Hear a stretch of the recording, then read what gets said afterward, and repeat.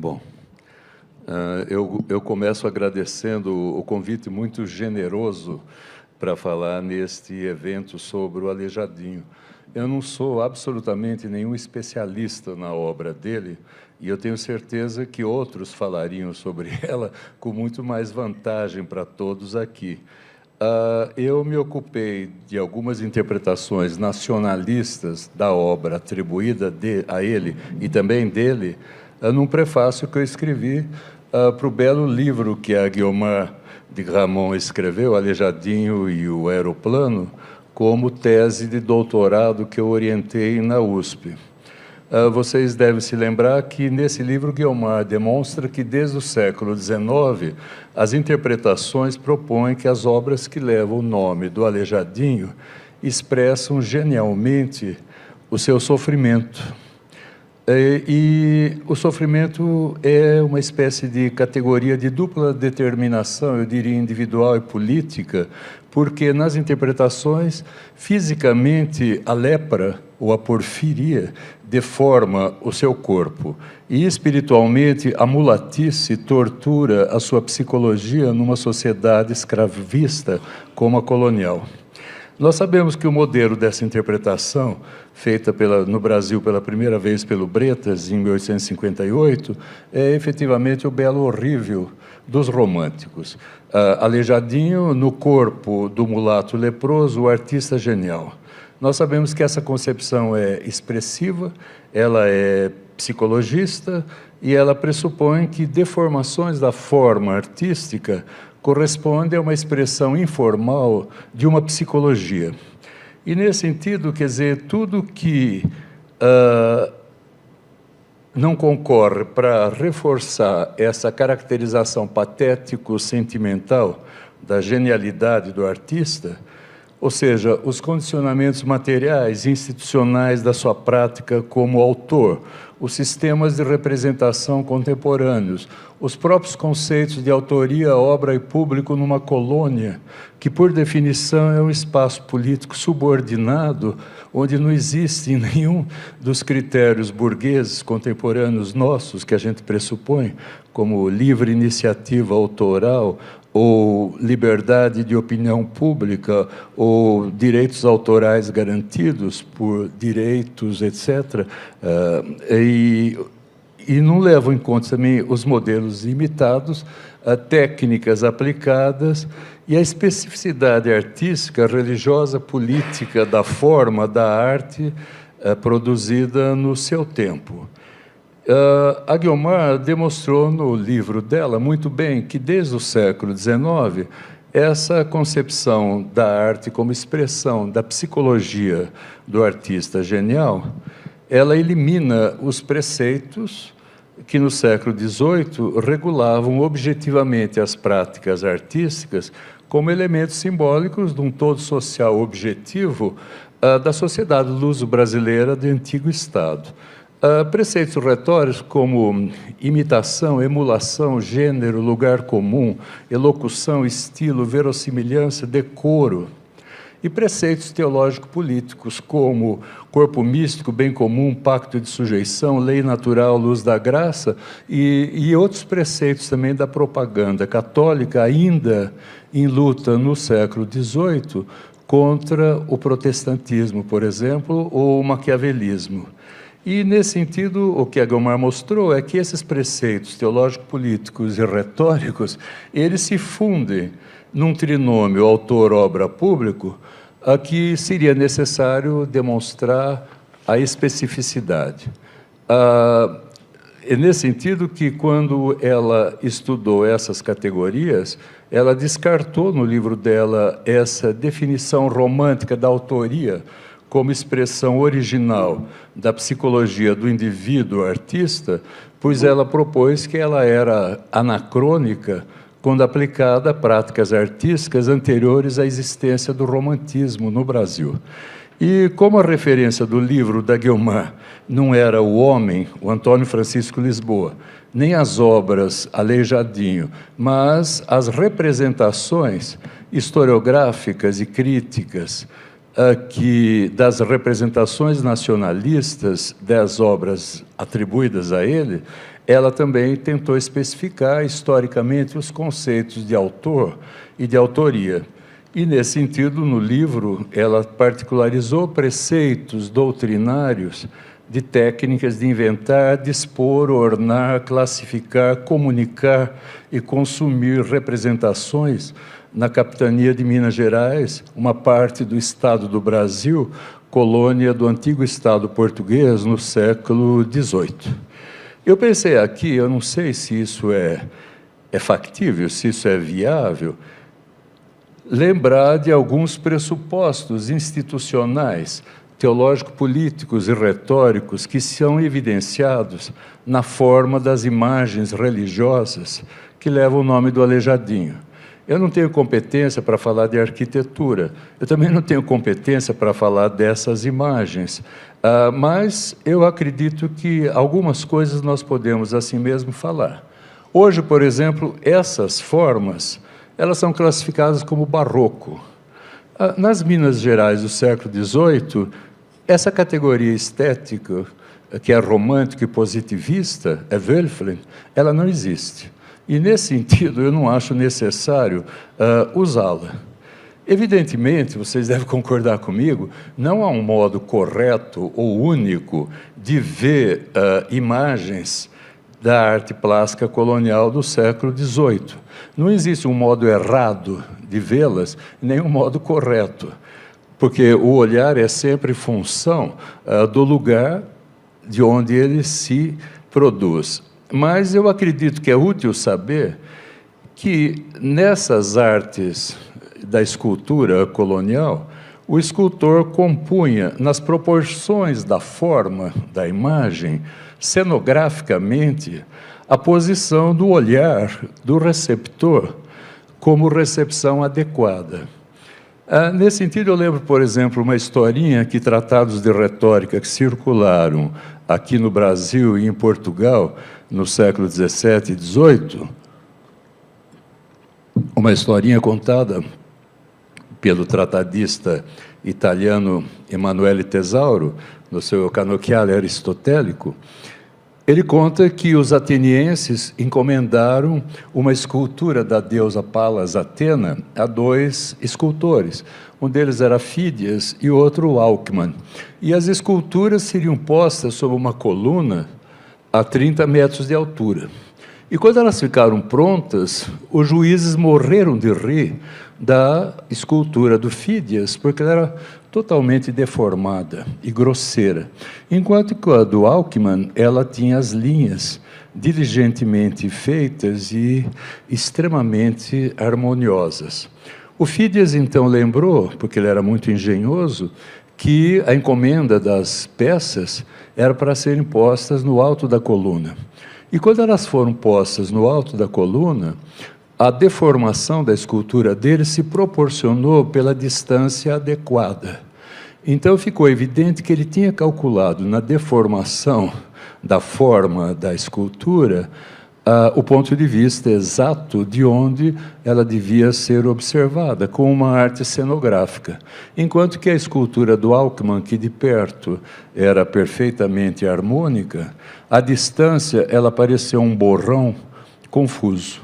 Então, nesse sentido, me parece que seria interessante, se a gente fala dessas artes, lembrar que o escultor ele pressupunha, então, determinações institucionais da Igreja que vinham desde o Concílio de Trento e eram repetidas pelos vários bispados, e que essas determinações institucionais pressupunham também a aliança da Igreja Católica com os órgãos centrais da coroa portuguesa, com o Império, e os vários preceitos que vinham nas várias artes retóricas, que então propõem uma espécie de circularidade das artes.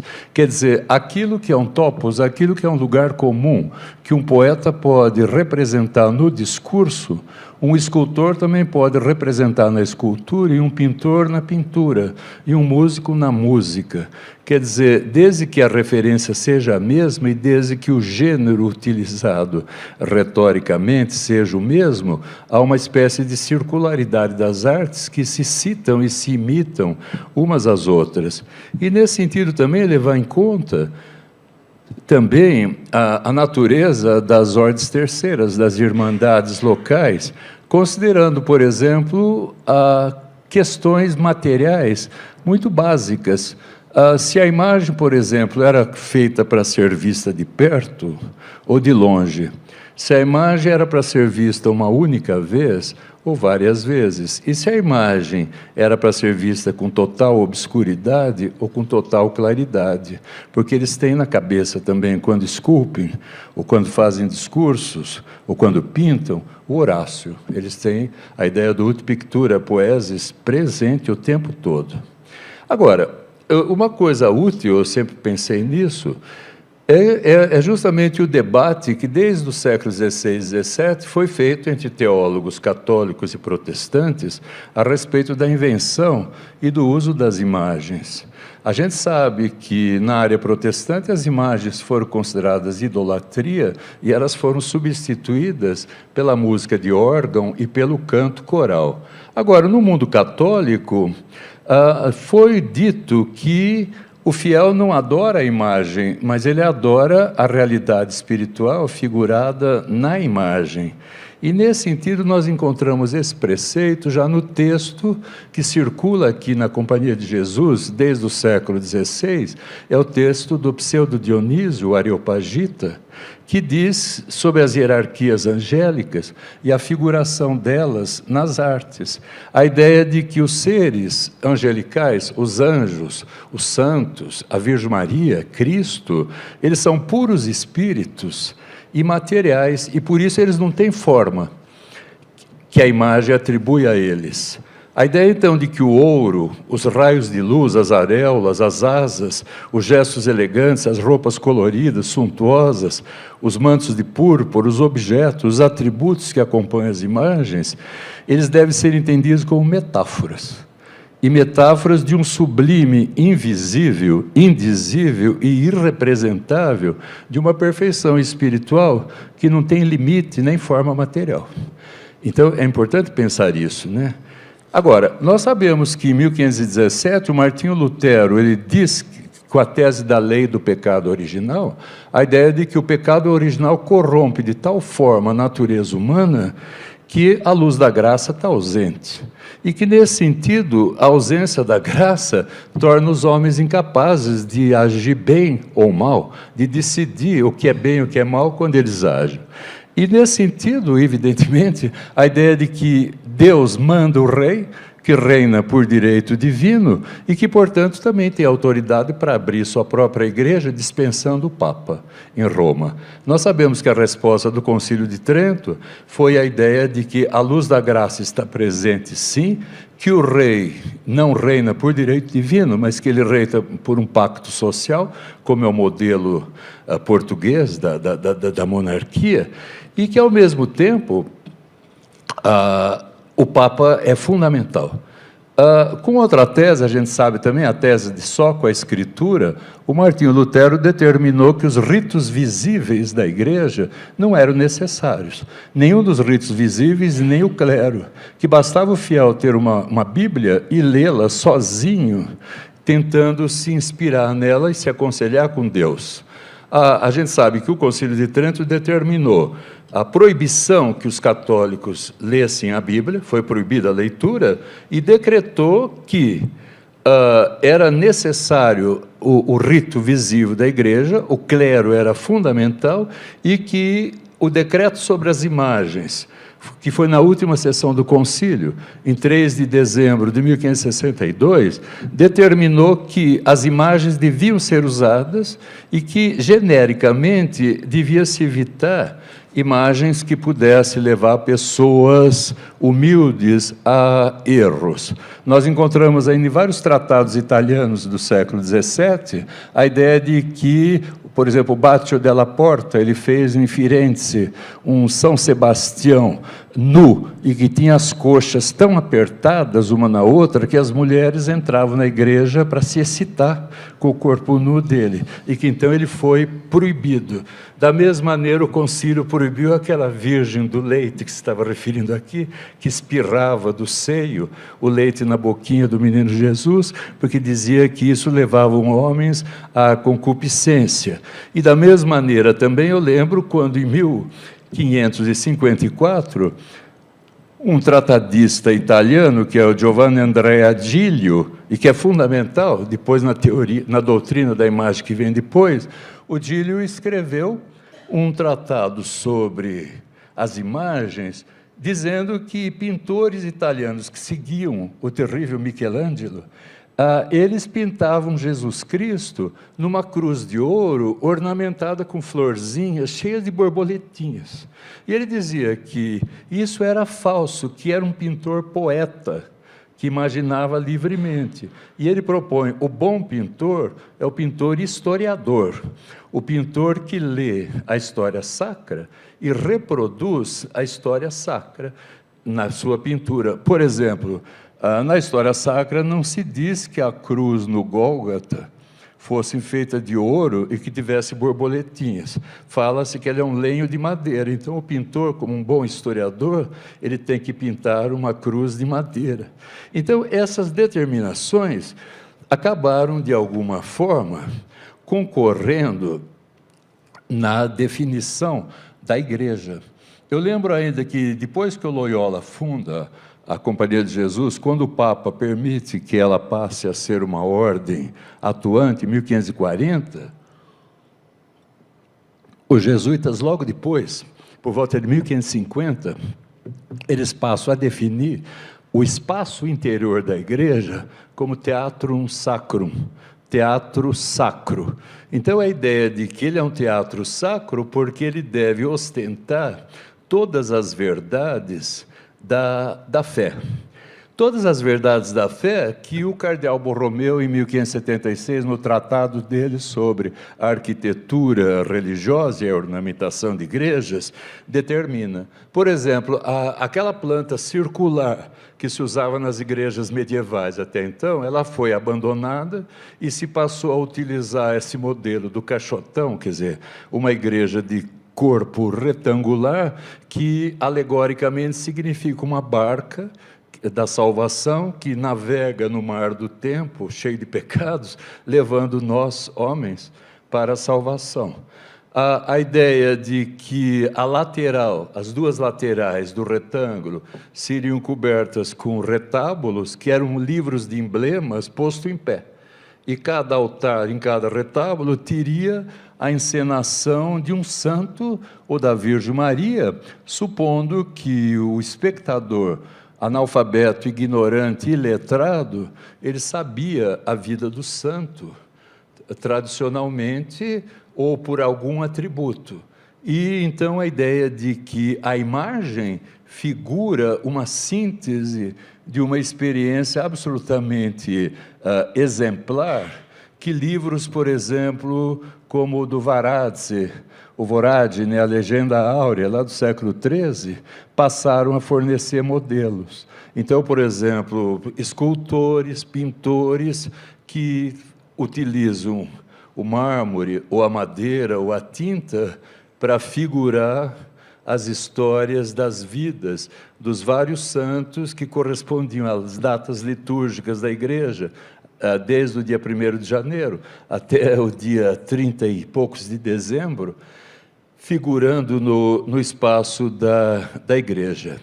A principal ideia da igreja como um teatro sacro foi a ideia de fazer frente às teses protestantes do poder e às teses maquiavélicas que foram perseguidas, e propor a igreja como um porto seguro, que levavam os homens que entravam nela à participação da providência divina. A gente vai perceber, todo mundo sabe disso, é óbvio, mas como a igreja se transforma num espaço puramente alegórico por exemplo, das virtudes cardeais, das virtudes teologais, na forma dos degraus que sobem ao altar, onde agora a gente encontra a Virgem Maria medianeira e que nos leva para um espaço eterno atrás, que é Deus, mas figurado geralmente com a luz dourada, porque Deus é infigurável. A gente sabe, por exemplo, como o Borromeu determinou o decoro da imagem sacra. Ele propôs que ela devia refletir nos gestos do corpo, na figuração do estado social do santo e nos ornamentos, a dignidade e a santidade do protótipo, quer dizer, do espírito do santo na eternidade. Ele também faz toda uma lista das insígnias dos santos, das auréolas, do báculo, da mitra e dos outros objetos que são próprios. E sempre uma ideia de que a auréola de Cristo ela devia se distinguir da auréola de todos os outros, na medida que Cristo era não só filho, mas também pai. E, nesse sentido, a ideia de que as imagens de santos menos conhecidas, quando fossem feitas, elas deviam necessariamente também ter uma inscrição para explicar para o fiel que soubesse ler a identidade. E ele determinou várias regras, eu tenho aqui várias, mas eu não vou falar delas, porque eu não quero chateá-los, não é? Por exemplo, ele diz assim, só um exemplo: vemos a inconveniência daqueles que pintam o divino menino mamando de forma que mostra nus os seios e o colo da Santa Virgem, quando essas partes não se devem pintar, a não ser com grande cautela e modéstia. Não poucos retratam nuas as pernas de santos e santas e as aproximam umas das outras de um modo que elas podem despertar no ânimo algum pensamento pernicioso. As cores são quase como palavras que, percebidas com a vista, penetram não menos que as vozes percebidas pelo ouvido. E o primeiro esboço da coisa que se tem de pintar é quase igual à elaboração de razões e argumentos. Por isso acontece que até o vulgo e a multidão ignorante compreendem a linguagem da pintura e com não menor eficácia que entre os homens prudentes. A gente tem que pensar aqui também como essas artes plásticas, a escultura, e as artes pictóricas, a pintura, nesse tempo eles fazem a distinção, eles não dizem como nós, as artes plásticas misturando pintura e escultura. O plástico é, como no grego, a escultura, e o pictórico, a pintura. Como foi decisivo no mundo católico, na medida que a Igreja Católica escolheu o analfabetismo.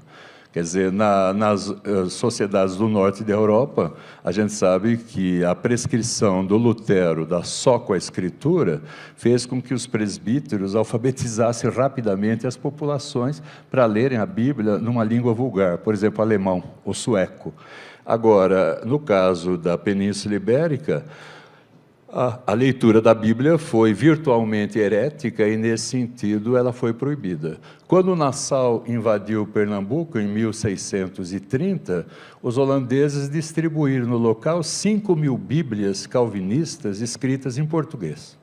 Mas elas eram a tradução calvinista para fazer propaganda protestante contra os espanhóis que então dominavam o Brasil, né?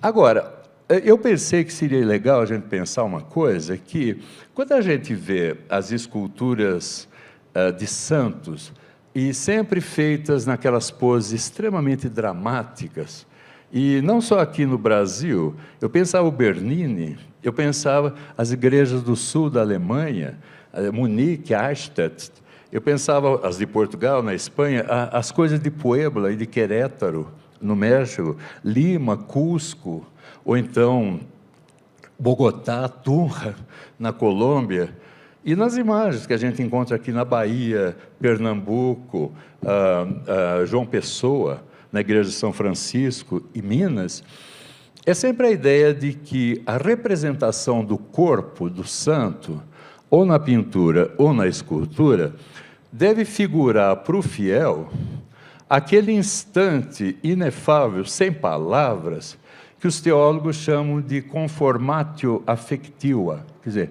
conformação afetiva. É o momento em que a alma do santo faz um contato muito íntimo com a substância metafísica de Deus ou de Cristo. Nesse momento, como a gente vê, por exemplo, na Teresa do Bernini, a figuração desse êxtase se aproxima do orgasmo sexual. Mas ela é uma experiência do inefável, uma experiência sublime, sem palavras. Então, a ideia de que o fiel entra na igreja e ele deve, ao ver a imagem, reproduzir a sua visão, reproduz na sua experiência de visão a experiência do santo na sua própria alma. Então, quer dizer, o fiel também faz contato por meio da imagem com o divino que se atualiza na figuração do santo.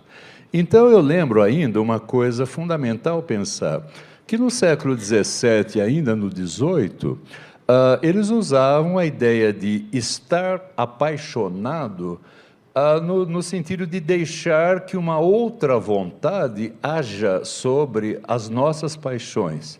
Por exemplo, na poesia inglesa, metafísica do século XVII, o John Donne, por exemplo, ele diz assim para Deus: eu nunca serei livre, nunca serei casto, se você não me estuprar.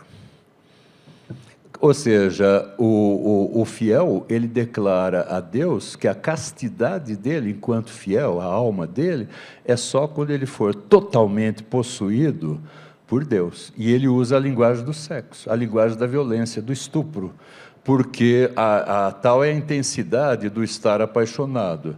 E, nesse sentido também, a gente encontra no mundo católico essa ideia representada na Suma Teológica, quando o Santo Tomás de Aquino fala da sindérese, aquele momento da iluminação em que a graça ilumina a nossa alma como uma centelha da consciência, aconselhando a nós, como um grilo falante, fazer o bem e não o mal. Então, a ideia de que a imagem tem essa determinação que é platônico-agostiniana, quer dizer, é Platão e Santo Agostinho também, que define as imagens plásticas da escultura ou da pintura como figuração daquele momento estático em que a alma humana ela tem uma infusão da luz, a luz divina baixa nela e a possui, e conforme o modelo da Eucaristia, os corpos se unem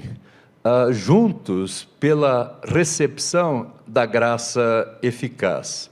O que faz, então, com que a igreja ela se transforme no espaço privilegiado de demonstração para o fiel da presença de Deus no tempo, naquelas instituições, no caso, as instituições portuguesas coloniais, que são, evidentemente, levados por Deus.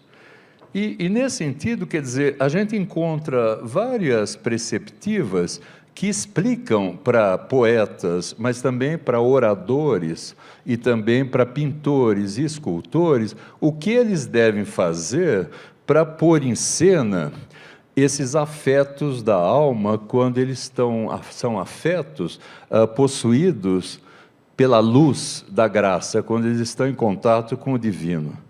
Eu acho que é difícil a gente falar disso hoje, porque nós somos ateus práticos. Mesmo quando a gente é religioso, as nossas religiões hoje são todas religiões de TV.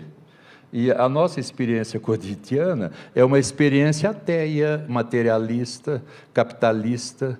Agora, falar dessas artes, a gente fala assim com medo, eu falo com medo, porque me falta, evidentemente, essa experiência do divino, atravessando a minha vida cotidiana.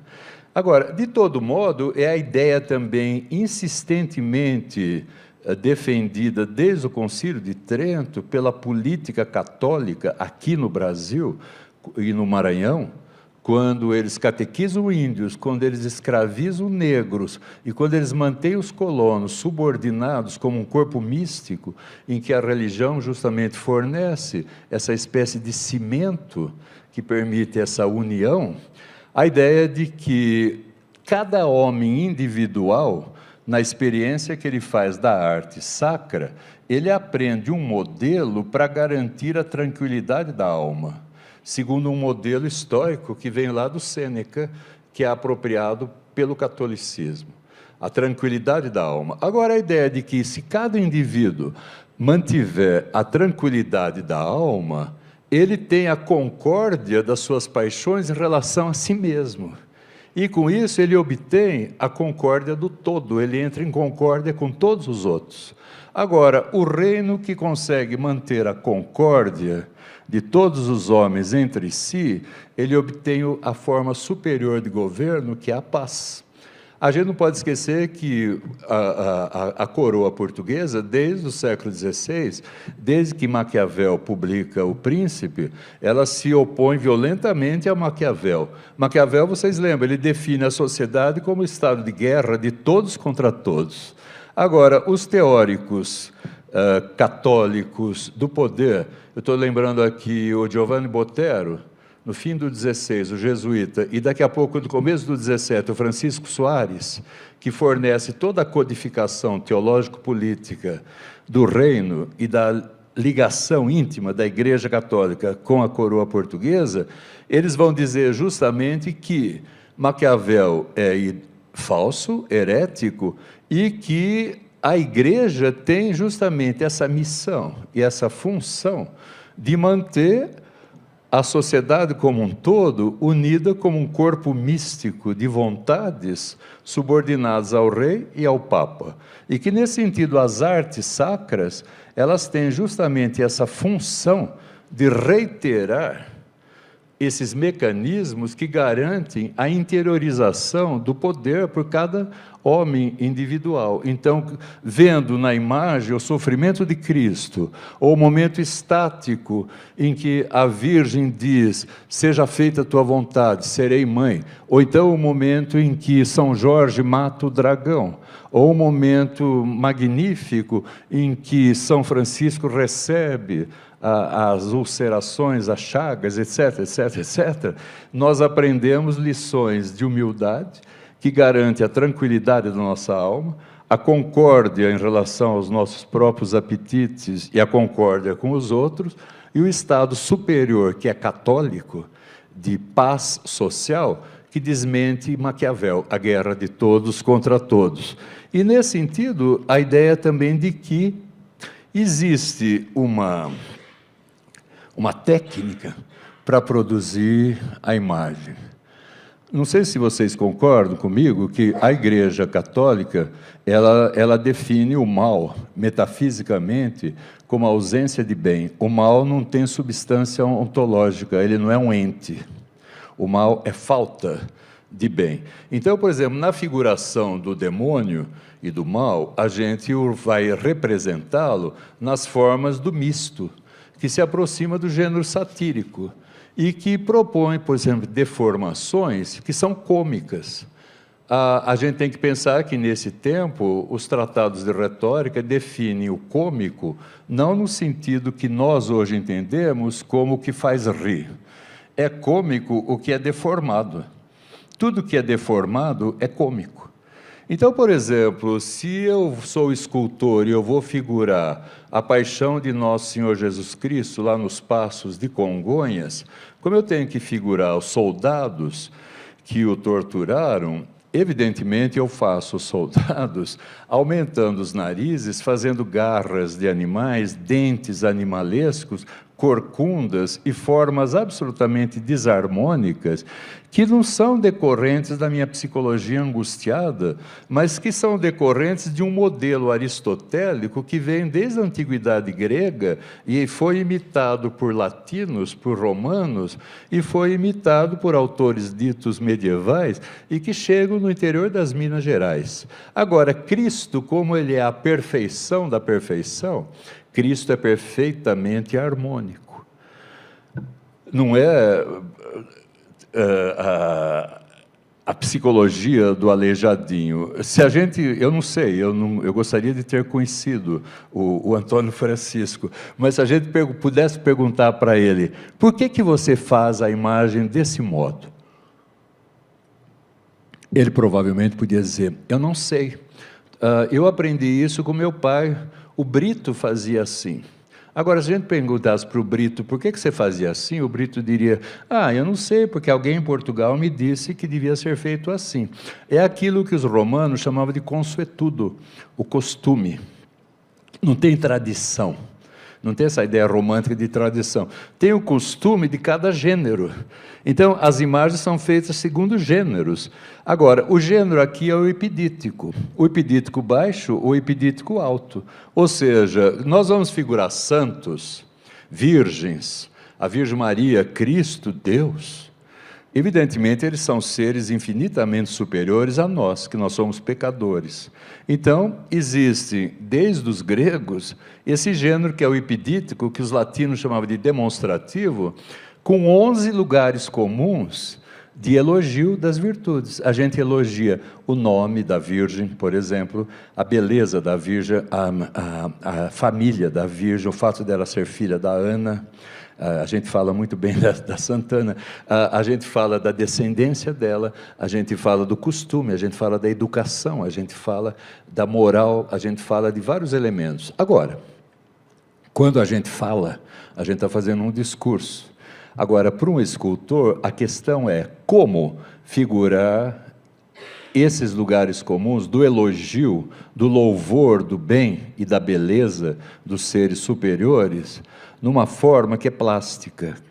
Então, eu lembro aqui, vocês sabem que houve vários autores, eu lembro, por exemplo, um texto do Leon Battista Alberti, que em 1435, ele cita um texto do Luciano de Samosata sobre a calúnia, que envolveu o Apelles, que pintou a calúnia.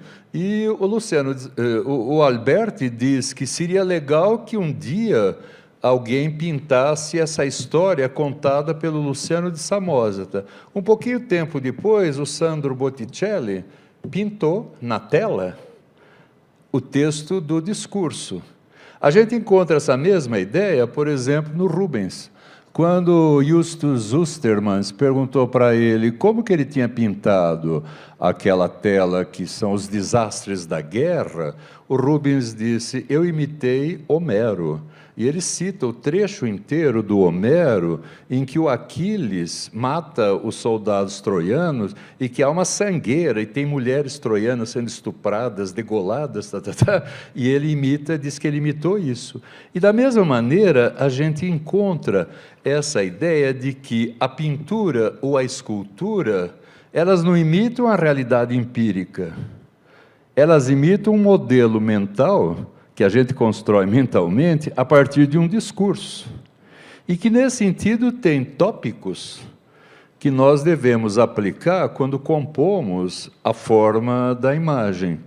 Eu lembro aqui, por exemplo, que por volta de 1120, um inglês, que é o Geoffrey de Van Sophie, o Geoffroy, alguns dizem assim, de Vinho Salvo, ele escreveu um texto muito fundamental que foi retomado até o século XVIII, que é o Poetria Nova, a poesia nova. E ele escreveu aqui um modo de compor imagens plásticas na escultura, imagens pictóricas na pintura e imagens discursivas na poesia ou na oratória, que dividem o corpo humano segundo um eixo vertical. A ideia de que a gente deve imaginar, quando vai esculpir, um eixo vertical que vai da cabeça aos pés, e a gente o divide em 7 secções, em 7 partes. E depois a gente se especializa. Se for cômico, deformado, a gente deforma cada uma das secções. Por exemplo, eu vou representar numa escultura o demônio. Então, eu corto o corpo dele da cabeça até os pés, aí na madeira ou no mármore ou na pedra, eu vou fazer um cabelo que é uma vassoura de piaçava. E depois eu faço 2 olhos que são pratos gigantescos. Eu esborracho o nariz, eu faço uma orelha de morcego. Faço um pescoço comprido. Diz assim, se queres compor plenamente o decoro feminino, ele está falando de uma imagem de mulher, que podia ser a imagem da Virgem. Que o compasso forme o círculo da cabeça, e a cor de ouro ilumine os cabelos, lírio nasçam nos espelhos da testa, arcos negro-azulados façam igual à forma das sobrancelhas. A forma de leite fique entre os arcos geminados, a régua ordene o septo do nariz, que não deve ficar aquém da medida nem ultrapassar a medida. Os olhos no rosto, semelhantes a estrelas, irradiem luz com cor de esmeraldas. Seja a face imitadora da aurora, nem vermelha, nem pálida, mas ambas as faces de cor neutra.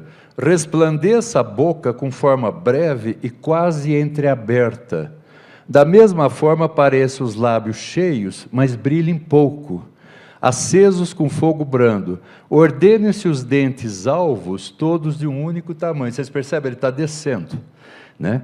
O odor da boca seja idêntico ao incenso, quer dizer, a imagem deve até sugerir perfume que tem a boca. O queixo liso como mármore seja polido pela natureza. Seja da cabeça preciosa coluna colorida e branca o pescoço, que o espelho do rosto sustenta no alto.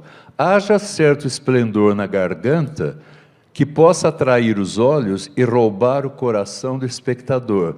Os ombros se equilibrem com proporção, não fiquem nem decaídos, nem elevados, mas retos. E os braços, de forma tão graciosa quanto longa e deliciosa, agradem. Confluem finos dedos, a substância mole e magra, com forma arredondada e branca, a linha longa e reta, que o decoro das mãos tem orgulho dos dedos. O peito, imagem de neve, demonstre gemas virginais e paralelas em ambos os seios. Calo-me sobre as partes que vêm abaixo. Melhor fala aqui a imaginação que a língua.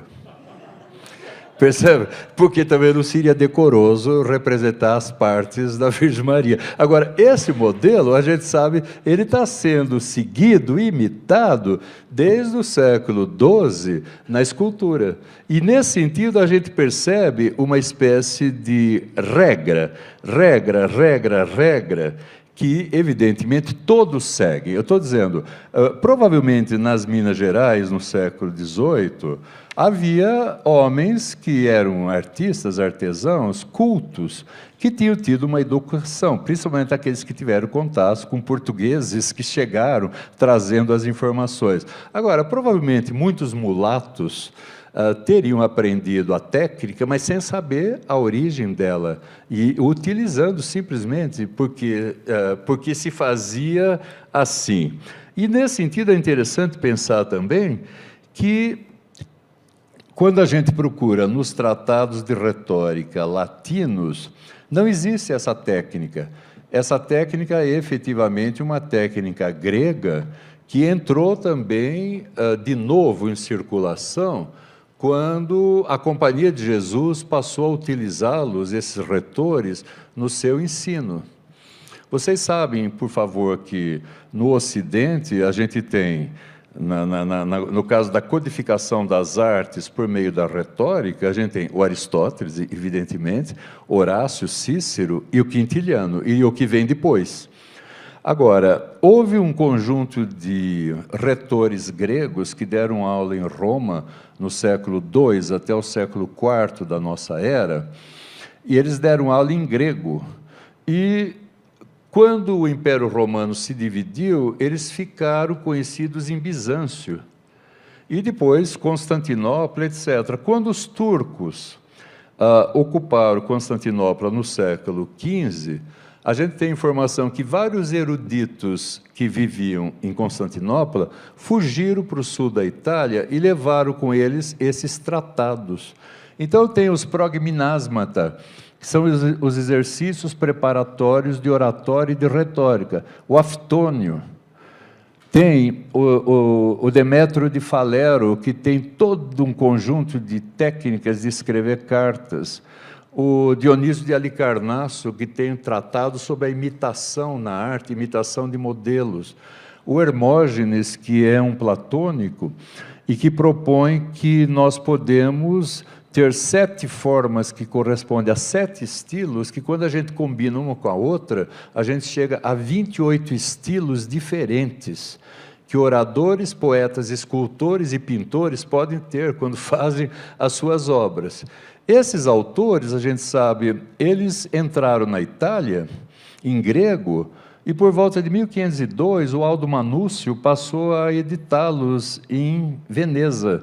Eles foram traduzidos para o latim, depois para o toscano, para o francês, e eles entraram em circulação com a Companhia de Jesus. Em 1540, os jesuítas passam a usá-los nos colégios. Em Portugal, os jesuítas estão usando esses gregos para ensinar retórica para os meninos. Então, dos 7 anos aos 18, os meninos aprendendo com esses gregos, e eles chegam aqui também. A companhia os usa aqui, por exemplo, na Bahia. O Antônio Vieira conhece o Hermógenes, mas não é só o Vieira, quer dizer, toda uma coletividade, e que vai aprender com eles essas técnicas de fazer imagens, como diz o Aftônio. Ele diz assim, por exemplo, se você descrever pessoa, do alto para baixo avançará, isso é da cabeça aos pés. O que evidencia que o Geoffrey de Vansoff, lá no século XII, de algum modo ele estava em contato com algum retor grego, ele estava propondo um modelo grego, né? E, nesse sentido, a gente podia pensar também que esses tratados, essas descrições, são técnicas que são ensinadas e que são passadas, evidentemente, de artesão para artesão, de pai para filho, e que estão sempre propondo a ideia de que a imagem plástica, a escultura, no caso, ela deve figurar o ethos, um caráter do santo.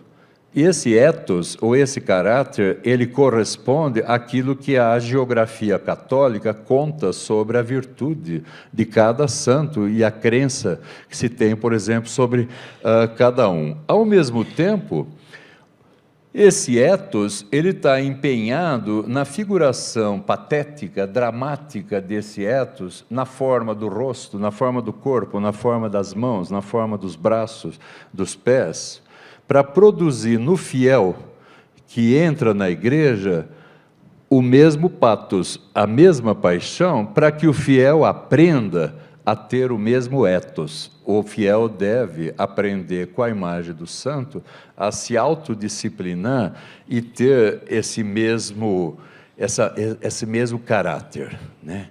E nesse sentido, a gente tem aqui também a circulação de vários modelos artísticos, por exemplo, que estão propondo uma ideia de fazer o retrato. Quer dizer, o retrato com uma técnica de aplicar traços caracteriais que estão elencados como formas que expressam paixões. Vocês conhecem, por exemplo, um tratado que um francês, que é o Lebrun, ele publica em 1648, L'Expression des Passions, a expressão das paixões, e onde ele ensina uma técnica que a gente encontra aqui também nos artesãos coloniais. A ideia é que nós devemos imaginar que o rosto humano e o corpo são feitos de carne, e que isso fornece uma matéria que é bastante plástica, e que quando um afeto, uma paixão, nos possui a alma, ele produz nessa carne uma deformação específica, e que essa deformação ela tem uma forma que corresponde à representação exterior da paixão interior da alma. Então a ideia de que a gente tem elencos de formas que representam paixões. Então, o escultor, ele conhece a lista de todas as deformações do rosto como uma lista de expressão de paixões. Então, não é propriamente uma psicologia que o artista expressa, angustiado, leproso, mas ele aplica tópicos retóricos para figurar paixões da alma, segundo um modelo de retrato, em que a gente produz algo como que a gente estivesse tirando do natural, né? Quer dizer, aqui a gente teria que falar ainda de uma gigantesca circulação de tratados e livros de emblemas, de livros de empresas que chegam a Portugal, e de reproduções também, Portugal e Brasil, reproduções de imagens europeias que chegam aqui. Eu vi uma conferência uma vez, eu não sei até onde ele tinha documentos sobre isso, mas o Leon Kossovich, que conhece muito essas artes antigas, ele dizia o seguinte, ele lembrou, ele falou lá em Ouro Preto, para eu acabar, vou terminar isso como um exemplo, não quero falar muito, não quero chateá-los demais. O Leon Kossovich lembrou o seguinte, que a maior parte dos colonos que vieram colonizar Minas Gerais no século XVIII, eles vinham do norte de Portugal, dessa região de Braga. E que era por Braga também que chegavam os santinhos, as imagens religiosas que eram feitas nas cidades do sul da Alemanha, Nuremberg, Augsburgo, etc. Agora, o Leon Kossovich lembrou que esses santinhos alemães que chegavam e que serviam de modelos para artesãos, mulatos, ignorantes no interior das Minas, eles costumeiramente reproduziam o chamado Barroco de Praga. E que esse Barroco de Praga ele foi feito no século XVII e XVI, ainda XVIII, por um conjunto de escultores italianos que imitavam Michelangelo Buonarroti. Agora, o Leon lembrou que o Michelangelo Buonarroti e os alunos dele, entre 1520 e 1525, eles fizeram escavações em Roma, na casa do imperador Adriano. Aquilo tinha ficado soterrado 1500 anos. E no Palácio do Adriano, eles descobriram uma gigantesca coleção de escultura grega do século II e III a.C., feito em Pérgamo e feito em Mileto. Essa escultura, parte dela está hoje no Pergamon, em Berlim, por exemplo, aquela cena da luta entre os centauros com as amazonas. E os gregos lá em Pérgamo e Berlim tinham inventado uma forma nova de esculpir, que é fundamentalmente a ideia de colocar o corpo e o rosto em posturas intensas, extremamente dramáticas, de formas assim serpentinadas, curvas, extremamente improváveis, mas expressando assim dor, vingança, raiva, ódio, violência, e ao mesmo tempo com um planejamento da veste, da túnica, geométrico. O que faria mais tarde com que se dissesse que o Aleijadinho é um cubista antes do tempo, né? E, nesse sentido, o Leon fez a hipótese, brincando, que a gente podia também dizer que o Aleijadinho, em Minas Gerais, ele era um artista de Mileto, um artista de Pérgamo, porque ele tinha imitado modelos, inconscientemente, modelos que tinham se passado assim, quer dizer, o imperador Adriano fez a coleção de escultura grega, aquilo ficou esquecido 1500 anos, Michelangelo e os seus alunos desenterram, passam a imitar aquilo, fazendo uma escultura extremamente dramática, que é depois seguida pelo Bernini, aquilo vai para Praga, imitado lá, aquela escultura de Praga chega nos santinhos do sul da Alemanha, por Braga, no interior de Minas, e um mulato, analfabeto, provavelmente, vê aquilo e faz uma encomenda para uma irmandade, imitando aquilo no interior da igreja. E o Leon brincava e dizia, talvez o Aleijadinho seja um artista grego, ele não é barroco, pensando no modelo imitado. Quer dizer, é uma possibilidade divertida, se a gente refizer essa espécie de modelos. Muitos anos atrás, estava dando um curso em Minas e havia uma professora portuguesa do Porto.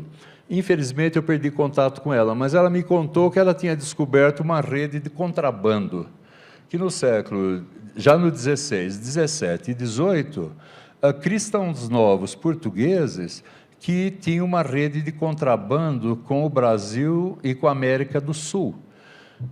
E a ideia de que eles vinham de Portugal trazendo vinho, bacalhau, azeite nos navios, e quando eles chegavam no nordeste do Brasil, Pernambuco, Bahia, eles enchiam os navios de jacarandá. Aí, quando eles desciam a América do Sul, eles chegavam a Buenos Aires, enchiam os navios de peles de vaca. Aí eles passavam o Estreito de Magalhães e subiam o Pacífico até Cartagena de Índias, onde eles levavam ouro e prata de Potosí. E quando eles chegavam lá, ela disse que ela estava seguindo a rota que eles tinham feito e que ela tinha achado riscos arquitetônicos que vinham de Lisboa, mas que a gente encontrava em igrejas de Recife, igrejas de Salvador, igrejas do Rio, igrejas de Buenos Aires, igrejas de Santiago, igrejas de Lima e igrejas de Cartagena de Índias, na Colômbia, que ela atribuía a essa gente divulgando esses modelos. Quer dizer, me parece que a gente teria também muito a aprender se a gente conseguisse levantar a circulação desses modelos, né? Quer dizer, o que eu estou falando aqui é absolutamente óbvio, mas me pareceu que seria necessário, quando a gente quer trabalhar também historicamente sobre essas imagens, levar em conta justamente os sistemas de representação que essas imagens põem em cena. Porque a gente tem uma cultura extremamente refinada, requintadíssima, que é nada mais, nada menos que o bloco grego-romano, presente nas Minas Gerais no século XVIII. Uma cultura requintadíssima, feita às vezes por mulatos, por gente analfabeta, gente ignorante, mas que conseguiu, muitas vezes, como é o caso do Aleijadinho, superar a limitação, propondo na forma esse espanto, essa maravilha. Me parece que isso que é estranho também, a questão de um talento e um milagre quase dessa possibilidade, ter havido algo assim, que é o Aleijadinho. Se bem que muitas vezes eu também teria aí uma questão de fundo, que é a questão, de novo, da autoria. É claro, quer dizer, quem efetivamente fez aquela imagem? Se foi aquele indivíduo leproso, doente, mulato, ou se poderia ter sido outro que tivesse participado de uma oficina, por exemplo, em que ele fosse o mestre e tivesse imitado o seu estilo. Como a gente encontra no século XVI, Tiziano fez. É o ateliê dele, um aluninho dele que imita o estilo dele, que é Tiziano, e diz que é de Tiziano. Nós, no século XX, como nós somos burgueses, e a gente acredita na propriedade particular da obra de arte, garantida por direitos autorais, a gente tem essa preocupação de saber se aquilo é efetivamente de Tiziano, esquecendo que, muitas vezes, Tiziano é o nome de um estilo e não o nome de um homem, né? É mais ou menos isso, desculpem o tédio que eu lhes produzi, mas a vida é assim mesmo, sorry. Obrigado, muito obrigado pela sua atenção.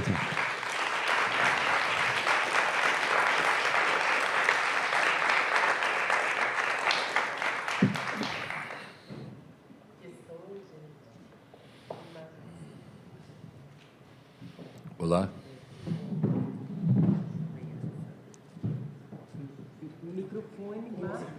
Microfone.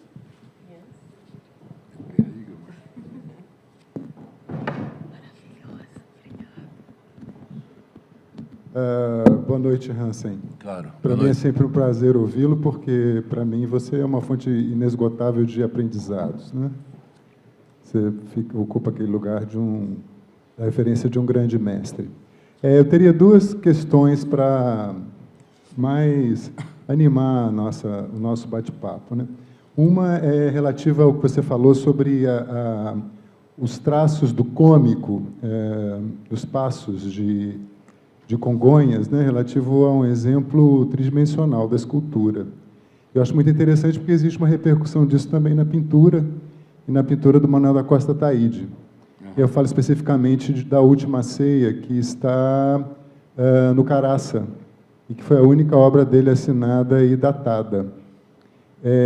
E o que eu percebo é que ele também se apropria de um dispositivo muito antigo. A gente já vê a utilização desse tipo de solução em pinturas de um Tintoretto, e também uma pintura do Tintoretto que usa o mesmo tema, que é a Última Ceia, em que os integrantes da ceia são retratados à moda antiga, à maneira antiga, com túnica e manto, ao passo que os serviçais que rodeiam são já retratados com roupas e com indumentárias que se aproximam do tempo contemporâneo da pintura, criando assim uma fissura temporal, né?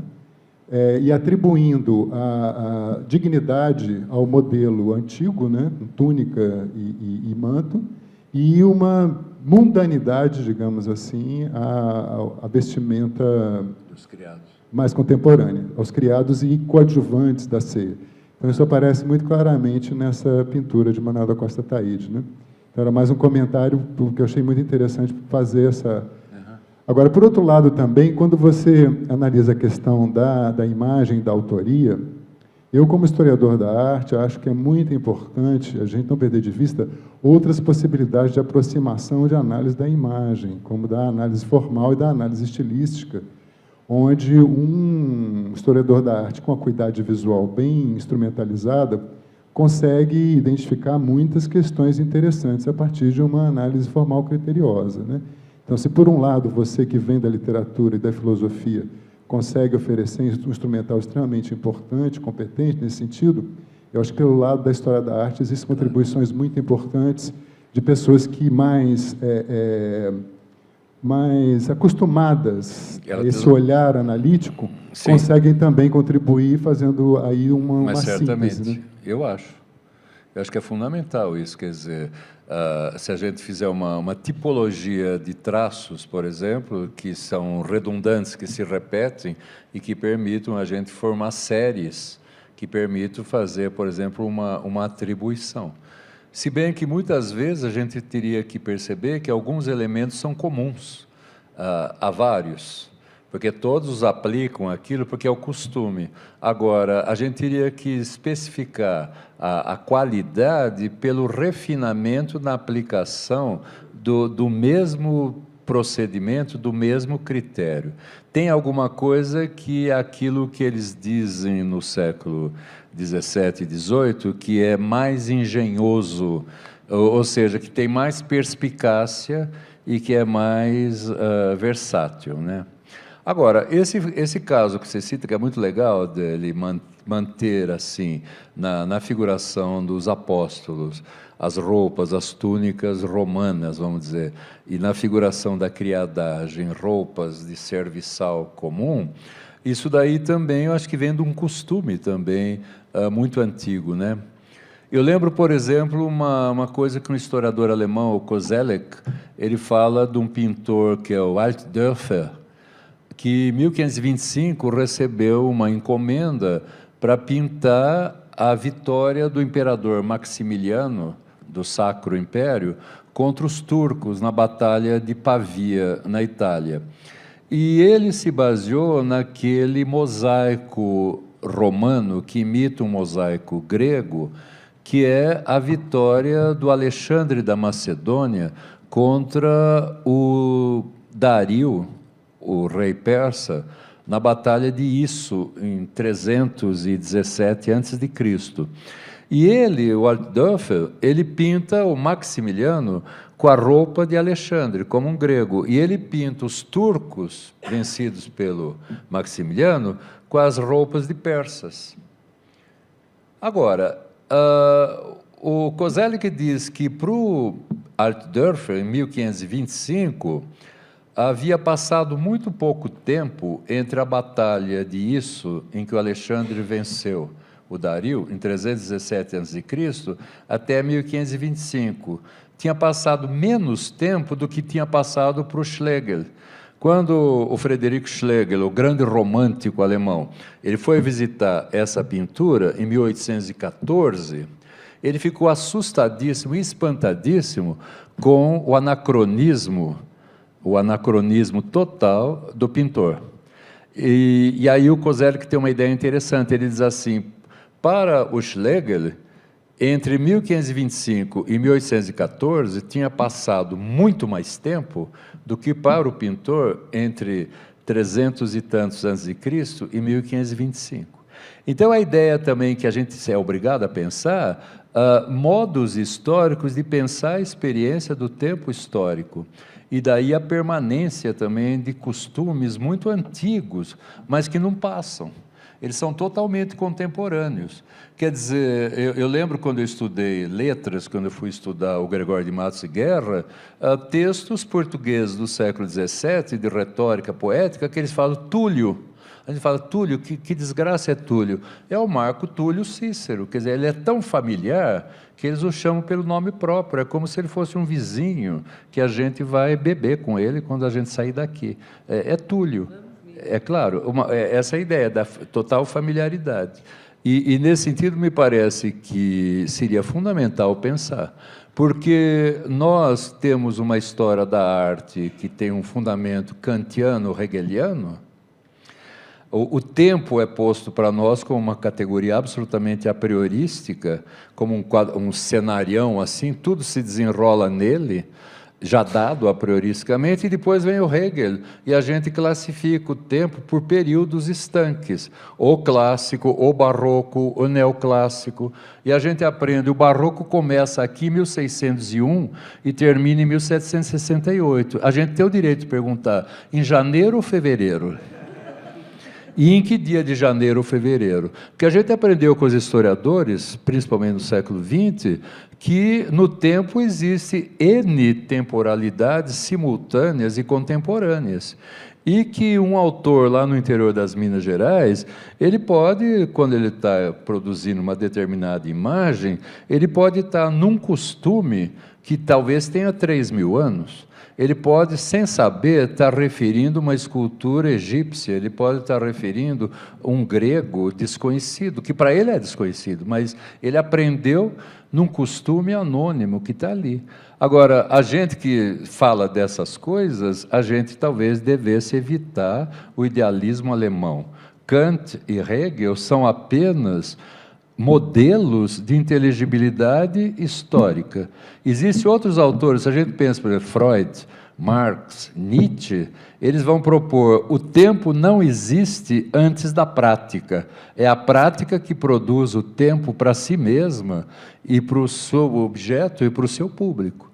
Então, eu sempre pensei que seria legal também, quando a gente estuda esse tempo português, que é um tempo longo, é um tempo cristão, é um tempo escolástico, é um tempo que pressupõe a providência divina ali, e que tem fundamento lá no Antigo Testamento, lá nos Hebreus, Abraão, Moisés, é um tempo longuíssimo, vocês concordam? A gente não pressupor que eles eram kantianos ou que eles eram hegelianos, para evitar anacronismos. Agora, evidentemente, a gente sempre é anacrônico, porque a gente simplesmente não é gente do século XVIII, a gente não é contemporâneo dele. A gente sempre vai pisar na bola, vocês concordam? Falando alguma bobagem, mas não tem jeito. Não é isso? Quer dizer, Alice no País das Maravilhas, ela disse, se a gente pensasse antes de falar, nunca ninguém falava nada. É claro, então a gente vai falando. Desculpe, diga, por favor. Relativamente à questão da cronologia e da autoria, lembrava, se é que não sabe, que na Holanda foi constituído um comitê de análise de obras de arte, de peritagem, como dizemos, portanto, em História da Arte, e que se chama o Rembrandt Research Project.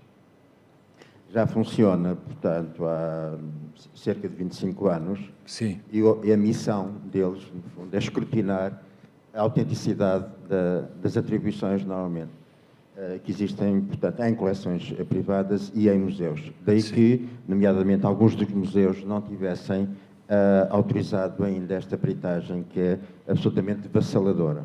Sim. Portanto, nomeadamente, eles já desautorizaram a atribuição tradicional de um Titiano da coleção real inglesa. Sim. Portanto, veja, no fundo, legal. A militarização da análise. Mas queria, no fundo, só apenas citar alguns dos instrumentos de análise destas equipas que ganharam já competência internacional, que é a circunstância de eles fazerem, nomeadamente, uma coisa que se chama análise dendrocológica, isto é, análise à madeira. Portanto, a partir daí, sabemos, efetivamente, através do conhecimento do crescimento das células de determinada árvore, que está, em que a pintura foi executada, que, efetivamente, em 1601, o Rembrandt estava a fazer aquela pintura. E daí, portanto, sair daquele que é um elenco, seguramente atribuído ao Rembrandt, e depois aquilo que é o atelier, através de análise de reflectografia, etc., portanto, de iconólogos que estão ligados, portanto, também à equipa. É uma equipa, digamos, agora, como nós dizemos contemporaneamente, equipas multidisciplinares. Além de que, portanto, eles fizeram, não sei, há cerca de 5 anos, uma exposição no Rijksmuseum em Amsterdão, onde davam contas públicas desse mesmo resultado, e era, de facto, vertiginoso, de alguma forma, ver um primeiro núcleo com as obras consideradas, digamos, sacramentalmente atribuídas ao Titiano, aquilo que era do atelier, aquilo que era dos followers, aquilo que era as cópias, e, sobretudo, isto tem implicações de mercado muito significativas. Portanto, digamos que, para além, no fundo, daquilo que é o zeitgeist, no fundo, artístico, há, de facto, possibilidades materiais, no certo sentido, de chegar a uma aproximação mais significativa, portanto, daquilo que foi a contribuição autoral de um determinado grande mestre, não é? Eu acho isso muito bem lembrado. Lembrado que, por exemplo, os laboratórios hoje, a química, a física, têm esses elementos extremamente precisos de datação de obras, né? Mas eu estava pensando também uma coisa, quando falava da autoria aqui, que é uma coisa que aconteceu aqui no Brasil em relação ao Aleijadinho. Quando uma especialista nele, que é a Miriam Leite, ela desautorizou um conjunto de obras que pertenciam a colecionadores. E esses colecionadores, se sentindo prejudicados devido ao valor de troca que essas obras têm no mercado de arte, eles conseguiram de juízes brasileiros que proibissem a circulação do livro. Miriam Ribeiro. E isso é muito grave, quer dizer, em nome de uma autoria, isso aí é o fetichismo da mercadoria, que a gente tem que garantir a nossa propriedade do Aleijadinho. E uma coisa que aqui no Brasil também dificilmente se discute, como que essas coleções se formaram. Que essas obras, elas pertencem como um patrimônio do povo brasileiro, a gente podia dizer, exigir isso. Mas como elas se formaram? Tem até a piada que em Belo Horizonte, as granfinas belo-horizontinas ou belo-horizontais, eu não sei, quando elas querem dizer que o aleijadinho que elas têm em casa é magnífico, elas dizem assim, aleijadinho... Imagine, o meu é um aleijadésimo. Eu vi uma granfina falar isso lá no Paço das Artes. Tinha uma exposição do Carlos Bracher lá, e as granfinas estavam comprando telas do Bracher, e uma delas assim, o meu é um aleijadérrimo. Não era décimo, é dérrimo. Agora a gente pensava, mas como que essas granfinas passaram a mão no aleijadinho? De onde vem esse aleijadinho? É do tempo em que o barroco ainda era uma coisa de mamulengo, uma coisa de mestiço, de gente inferior, como dizia o Burton e os ingleses que passaram por aqui no século XIX, isso ainda antes dos anos 50, deu para comprar essas coisas? É uma coisa para discutir também, quer dizer, onde estão essas obras no espaço público? Não estão, elas estão em grandes coleções, e de gente tão poderosa que é até capaz de fazer com que um juiz censure um livro. Quer dizer, o que é um absurdo, quer dizer, censurar um livro porque ele desautoriza, Vocês concordam? Eu achei isso, eu quis lembrar disso. Diga, por favor. Tem um... Patrick, depois não sei. Não, eu só queria voltar rapidamente, não vai demorar, ao exemplo que eu achei muito interessante do Alexandre, porque ele ilustra muito bem da pintura do Alexandre, do motivo da batalha. Alexandre contra o Darius, porque esse exemplo ilustra muito o quanto o acaso, na verdade, domina sucessão essa ideia da transmissão das imagens. A batalha que nós conhecemos, e conhecemos desde 2000 anos, mais ou menos, é o mosaico que está agora no Museu Antropológico de Nápoles, né? Que provém de uma casa de Pompei.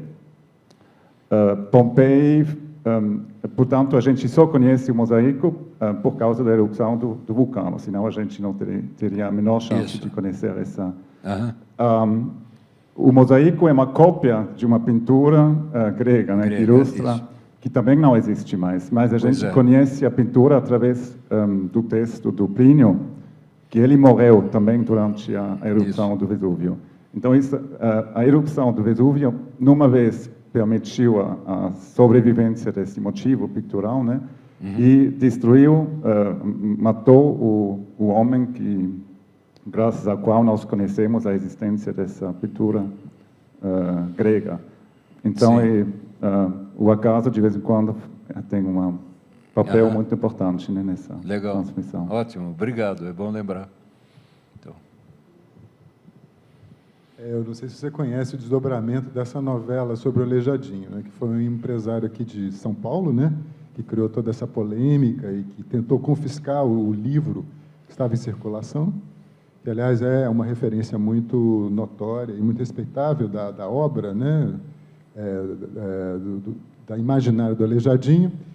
O livro foi confiscado, depois, na Justiça, o livro recuperou o direito de circulação, e esse empresário paulista, então, contratou um mequetrefe qualquer, um jornalista de Belo Horizonte, ambos bastante oportunistas, uma pessoa que não tem o menor conhecimento sobre arte, muito menos sobre arte colonial, que publicou um outro livro, como antídoto do livro da Miriam Ribeiro, com uma quantidade tão grande de obras atribuídas a Aleijadinho, sem nenhuma fundamentação, que eu acho que precisariam de umas 3 reencarnações dele para que ele tivesse condição de fazer, mesmo com oficina, né?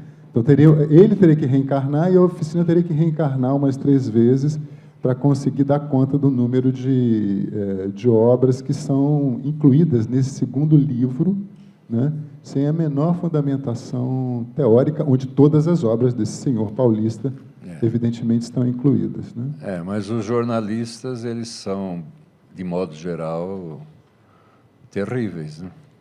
A Guiomar, quando publicou o livro dela não era sobre o Aleijadinho, nem sobre o homem Aleijadinho, suposto, nem sobre o autor Aleijadinho, nem sobre as obras do Aleijadinho. Era uma interpretação que ela fazia das interpretações romântico-positivistas, modernistas das obras. Agora, eu lembro que em Minas, num jornal de Minas, jornalistas publicaram uma foto dela na capa do jornal com a legenda: "Esta é a mulher que quer matar o Aleijadinho". Quer dizer, para produzir escândalo, que é o que a mídia faz, geralmente, né? A mídia, ela vive disso. E todo mundo passava por mim na rua e me olhava assim, com o rabo do olho, assim, as pessoas não pararam de me cumprimentar pela primeira vez. E ainda mais em Minas, que o Aleijadinho é símbolo da mineiridade, né? Assim como Cabra, na Bahia, da baianidade, e lá em Pernambuco tem a pernambucanidade, essas essências, que também tem a brasilidade, né? Que é esse nacionalismo, e que é uma bobagem aqui entre nós, o nacionalismo, né? Quer dizer, o Mário de Andrade, ele gostava dos expressionistas, legal, o Aleijadinho expressionista é legal, mas tudo bem, o Mário está datado, está lá em 20 e pouco. O que me parece que é discutível é hoje, em 2014, uma universidade que tem um culto às viúvas espirituais, por exemplo, do Mário de Andrade, e que ficam reproduzindo como se o Mário fosse a verdade definitiva sobre o Aleijadinho, ou qualquer outro autor, o Bretas, tivesse dito o definitivo. Quando, na verdade, se a gente, para ser honesto, nós nos movemos sempre no mundo de hipóteses, não é verdade? Nenhum de nós, acho que, diria com coragem, é isso. Não, a gente é mais cauteloso. É isso, por aí. Então. Mais alguma questão? Eu queria perguntar se a gente pode falar que se existe, de fato, uma relação entre o barroco alemão e o que se produz em Minas Gerais. Como que se deu, de fato, isso? Isso foi através de Braga? Porque a gente pode falar de uma relação com o Barroco de Roma, de arquitetos portugueses que vão atuar em Roma, mas essa relação com a Alemanha é num contexto de um Barroco tardio? Você pode falar disso? Eu tive informação que ali naquele sul da Alemanha, a gente teve uma ação jesuítica bastante forte na reprodução de modelos culturais imitados e que teriam sido também levados muitas vezes para Portugal e trazidos para as Minas Gerais. Então, aí no caso, seria a circulação de modelos culturais. Eu vi também estudos, eu não sei até que ponto eles são adequados, que falavam de uma determinação material do resultado final das obras pelos próprios materiais utilizados. Por exemplo, o fato de, em Minas Gerais, não haver mármore e eles serem obrigados a substituir o mármore por uma madeira pintada imitando o mármore. E como muitas vezes essa solução também era utilizada em coisas ali do sul da Alemanha, uma coisa, vamos dizer, rústica, né? Meio camponesa. Agora, eu não saberia dizer. Eu acredito que essa hipótese da circulação de modelos comuns, ela é bem material e ela pode ser provada se a gente conseguir. Quer dizer, a gente tem informação que em Minas chegavam essas imagens, não é? A Hannah Levy mostrou já lá com o Ataíde, na São Francisco, a presença dessas imagens, belgas, holandesas, francesas, né? Livros, ilustração de Bíblia, às vezes estava ali. Agora, eu não saberia dizer se a semelhança também não está no olho do observador. Eu lembro uma experiência do Lévi-Strauss. O Lévi-Strauss observou, por exemplo, que o desenho do rosto dos índios Cadiuel, aqui, que viveram aqui no sul do Brasil no século XVIII, e que deixaram aqueles desenhos geométricos magníficos que eles desenhavam o rosto, existe uma semelhança notável de Lévi-Strauss entre esses desenhos e alguns ossos de rena e de morsa no norte da Sibéria, que tem 3.000 anos. 3.000 anos atrás, aqueles desenhos. O Lévi-Strauss tinha isso no Museu do Homem, em Paris. E ele, então, comparando o desenho Cadivel com o osso de rena, ele chegou à conclusão que como pode haver aquela identidade do desenho tão longe no tempo e tão longe no espaço. Ele fez, então, a teoria do universal do espírito humano. Essa ideia de que o espírito humano, frente às mesmas, os mesmos problemas, ele responde com as mesmas soluções. Agora, um antropólogo britânico, que é o Leach, e que é totalmente nominalista e totalmente anti esses universais, e não acredita no espírito humano, ele disse, não, a semelhança não está na forma, a semelhança está no olho de quem observa. É você, Lévi-Strauss, que está acostumado, na sua cultura francesa, estabelecer relações entre várias culturas de comparação, você que faz comparação e acha semelhanças. Não existe essa semelhança. Agora, quem tem razão? E essa ideia também, que eu já vi esse papo também, que essas semelhanças, elas são meio arbitrárias, porque são só semelhanças. Elas não são identidade, é só semelhança. Agora, quando começa a semelhança? É claro, aí a gente cai no mundo platônico, da cópia, da mímese, do simulacro. Aí é uma discussão meio improvável também, acho que não sei se leva muito longe. Por isso que eu acho que seria legal se a gente achasse documentação, material, sobre os programas de produção dessa arte no sul da Alemanha, comparando com os programas das irmandades aqui mineiras ou baianas, para a gente poder comparar. Seria um estudo bonito, né? Que eu acho que falta fazer. Agora, como eu sou velho e eu não sou especialista, eu sei que eu nunca vou fazer isso. Vocês podiam fazer. Isso. Isso, já pensa uma diluição de modelos? Porque tardio, de novo, a gente pensa que tem um primeiro, né? E quem é esse primeiro? Né? De novo, vem um modelo evolutivo. E é discutível que esse modelo seja adequado. A gente pode usar, mas eu, pessoalmente, acho que não... Eu não pensaria em termos disso. Não sei. Gente, vamos encerrar, então. Muito obrigada. Palmas agradeço. para o João, né? E para vocês aqui. Eu queria convidá-los para estarem aqui amanhã, às 15 horas. A gente vai ter o Marcos Rio, o Alexandre e o Patrick Straumann. E, encerrando, né, nós vamos ter o Ferrante apresentando todas as imagens, várias imagens que ele colheu, né, do barroco. O Marcos vem? Marcos Rio. Faz anos que eu não vi o Marcos Rio. Ô, Marcos, eu estou aqui com essa luz no olho, eu não estou te vendo. Que bom te ver. Eu estava lembrando de você outro dia, você, a Elisa Freixo, lá na igreja de Antônio Dias. Você falando de Itália, a Elisa explicando a retórica da música do Bach, na Spinetta, e eu falando das teorias do barroco. Foi legal, né? Uma experiência que eu sempre lembro. Também. Muito bom. E só encerrando aqui, gente, eu queria rapidinho, porque a gente está sendo filmado e eu quero deixar isso registrado em algum lugar, assim, foi a experiência de orientação com o Hansen, né? O Hansen orientar meu trabalho, foi assim, foi uma experiência tão intensa, tão rica, tão incrível, que eu nunca mais vivi nada igual assim na minha vida. Acho que, não sei se, a menos que ele me oriente outra vez em alguma outra coisa, mas eu não paro de trabalhar em milhares de coisas e não dou essa chance, eu não vou viver nada parecido, eu acho. Foi tão intenso e tão forte que eu adoeci mesmo, assim, profundamente. Eu tive fibromialgia generalizada no meio da tese, assim, de tão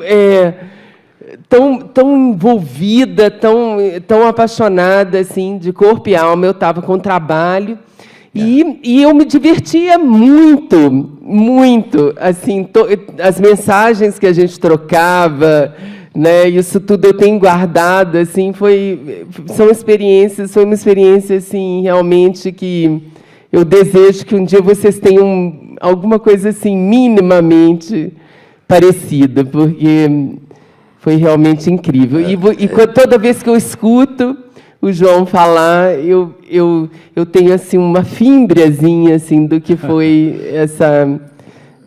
do que foi esse diálogo, essa interlocução. Então é isso, um agradecimento aqui, né, de público que eu queria dar. Obrigado, Guilmar. A Guilmar, como sempre, é muito generosa e muito barroca, ela é exagerada, né? E eu agradeço muito. Eu lembro que quando eu fui orientador dela, eu dizia para ela: Guilmar, as coisas são muito graves, mas nada é sério. Então é fundamental. Se a gente pensa assim, a gente tem uma... Ele falava também que alguém ia pôr veneno no meu café lá em Minas. Eu falava: Guilmar, você vai ser envenenado, vou pôr veneno no seu café em Minas, porque você vai matar o aleijadinho, né? A mineiridade. O que a gente vai ficar sem a mineiridade, nós os mineirinhos, né? Mas ele sobrevive bem sem a mineiridade, né? Então, gente, muito bom. Obrigado. Obrigado, Guilmar. Deu pé aí, né? Legal. Muito divertido.